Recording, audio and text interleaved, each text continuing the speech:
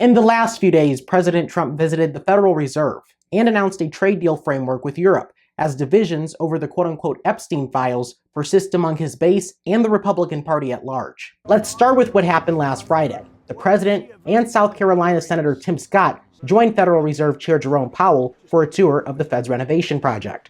The project has been subject to cost overruns due to inflation and other factors. The president brought this up during the tour, causing a disagreement with Powell before the cameras. It looks like it's about $3.1 billion. It went up a little bit, or a lot.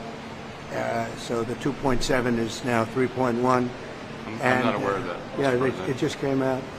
Yeah, I haven't heard that from anybody at the Fed. Powell would then tell Trump that his figure is higher due to his inclusion of a third building, which was actually completed 5 years ago.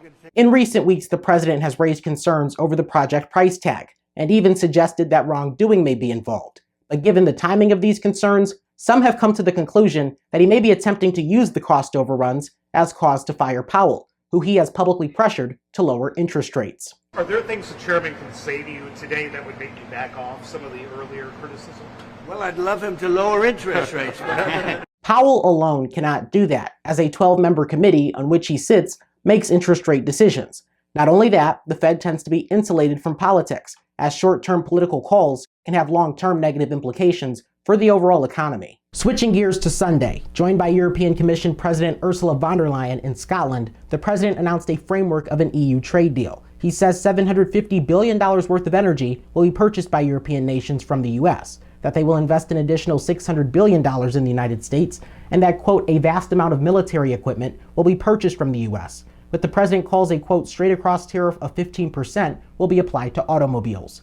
This framework agreement follows another that was made with Japan in the last week, which the White House says includes $550 billion of new Japanese investment in the US. A broad tariff of 15% was also a component of that agreement. There is a possibility both deals, due to their 15% tariff stipulation, raise prices if importers pass the cost on to consumers. Today in Scotland, alongside British Prime Minister Keir Starmer, the president was asked about a Wall Street Journal story that alleges he sent a 50th birthday letter to Jeffrey Epstein with a drawing of a naked woman and the words "Happy Birthday" and "May every day be another wonderful secret."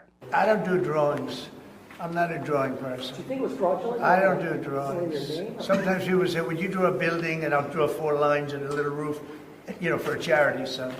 But I'm not a drawing person.